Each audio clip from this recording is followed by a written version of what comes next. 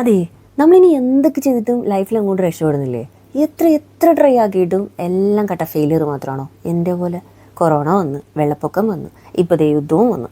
ഇനിയിപ്പോൾ ഇതൊന്നും ഇല്ലാതെ എല്ലാം നോർമലായിട്ടിരിക്കുന്ന സമയത്ത് പോലും നമ്മളിപ്പോൾ എന്തൊക്കെ ചെയ്തിട്ടും കയ്യിൽ നിന്ന് പോകണോ?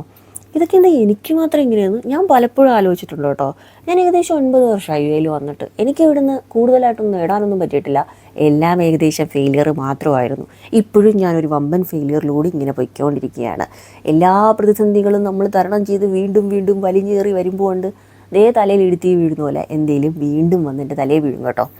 അപ്പോൾ ആരെങ്കിലും എന്തെങ്കിലും കൂടോത്രം വല്ലതും ചെയ്തിട്ടായിരിക്കുമോ ഇതിപ്പോൾ എനിക്ക് മാത്രം ഇങ്ങനെ സംഭവിക്കുന്നതെന്ന് പല സമയത്തും ഞാൻ അറിയാണ്ടൊക്കെ ഇങ്ങനെ ആലോചിച്ചിട്ടുണ്ട് കേട്ടോ. ഇതിപ്പോൾ എങ്ങനെ നമ്മൾ കണ്ടുപിടിക്കും? അറിഞ്ഞിട്ട് പോലെ കാര്യമൊന്നുമില്ല, പോയി ചോദിക്കാനൊന്നും പറ്റത്തില്ലല്ലോ. എന്നാൽ ഈ ആട്ടിൻകൂട്ടത്തിൻ്റെ ഇടയിൽ ചെന്നായി ഒന്ന് അറിഞ്ഞു വെക്കുന്നത് നല്ലതായിരിക്കും, ഭാവിയിൽ യൂസ്ഫുൾ ആവുമല്ലോ. ഇനിയിപ്പോൾ അതെങ്ങനെ കണ്ടുപിടിക്കും എന്നുള്ളതല്ലേ. ഏലക്കായും കുരുമുളകും ഗ്രാമ്പും ഉപ്പും ഒന്നും വേണ്ട, അതൊക്കെ ഭയങ്കര എക്സ്പെൻസീവ് അല്ലേ. സിമ്പിൾ വേ ഉണ്ട്, ഒരു യൂട്യൂബ് ചാനൽ അങ്ങോട്ട് തുടങ്ങുക.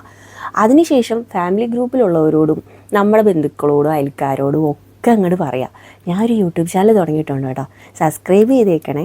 പിന്നെ എന്താ ചെയ്യണം? എല്ലാ ആഴ്ചയും വളരെ ഹാപ്പി ആയിട്ട് ചിരിച്ചുകൊണ്ട് ഓരോരോ വീഡിയോ വെച്ച് പോസ്റ്റ് ചെയ്യുക. അതിനുശേഷം ഒരു 1-2 ആഴ്ച കഴിഞ്ഞ് നമ്മുടെ ഈ സബ്സ്ക്രൈബേഴ്സിനെയൊക്കെ ഒന്ന് ചെക്ക് ചെയ്യണം. അതിൻ്റെ അകത്തുനിന്ന് കുറച്ചൊക്കെ കുറഞ്ഞിട്ടുണ്ടാവും തീർച്ചയായിട്ടും. അപ്പോൾ ഇവരൊക്കെ തന്നെ ആയിരിക്കും കേട്ടോ നമുക്ക് എന്തെങ്കിലും കൂടോത്രമൊക്കെ ചെയ്തിട്ടുള്ളത്. പിന്നെന്താ, ഇപ്പോൾ ഈ ഇട്ടിട്ട് പോയവരൊക്കെ ആരാന്ന് നമ്മളെങ്ങനെ കണ്ടുപിടിക്കുക? അതിനെക്കുറിച്ച് റിസർച്ച് നടത്തിയ ശേഷം അടുത്ത വീഡിയോയിൽ ഞാൻ നിങ്ങൾക്ക് പറഞ്ഞു തരാം കേട്ടോ. അപ്പോൾ ഉറപ്പായിട്ടും നമ്മൾ ഈ അൺസബ്സ്ക്രൈബ് ചെയ്ത് പോയിട്ടുള്ള ആൾക്കാരില്ലേ, അവരൊക്കെ തന്നെ ആയിരിക്കും നമ്മുടെ ശത്രുക്കൾ. കാരണം നമ്മൾ ഭയങ്കര ഹാപ്പി ആയിട്ടിരിക്കുകയും ചിരിക്കുകയും കളിക്കുകയും ചെയ്യുമ്പോൾ ഇവർക്ക് എന്താണ് ഇത്ര വിഷമം? അത് നിങ്ങളൊന്ന് ആലോചിച്ച് നോക്കിയേ. അപ്പോൾ നമ്മുടെ ഹാപ്പിനെസ് കാണാൻ വയ്യാത്തത് കൊണ്ടല്ലേ ഇവർ തീർച്ചയായിട്ടും അങ്ങനെ ചെയ്യുന്നതല്ലേ. എന്തൊക്കെ മണ്ടത്തരമല്ലേ ഞാനീ പറഞ്ഞുകൊണ്ടിരിക്കുന്നത്. പിന്നെ ഞാനിപ്പോൾ എവിടെ പോകുന്നതെന്ന് വെച്ച് കഴിഞ്ഞാൽ പ്രത്യേകിച്ച് എവിടെയും പോകാനൊന്നുമില്ല, ചുമ്മാ ഇങ്ങനെ റൂമിലിരിക്കുന്ന സമയത്ത് ഈ ഒരു ഡ്രസ്സ് എടുത്തിട്ടിട്ട് ഒരു വീഡിയോ ചെയ്യാമെന്ന് വിചാരിച്ചു കേട്ടോ. അങ്ങനെ ആക്ച്വലി ഈ വീഡിയോ ചെയ്ത ശേഷം എന്താ ചെയ്തതെന്നറിയോ? ഒന്നും ചെയ്തില്ല, ചുമ്മാ റൂമിലിരുന്നു, അത്രയേ ഉള്ളൂ.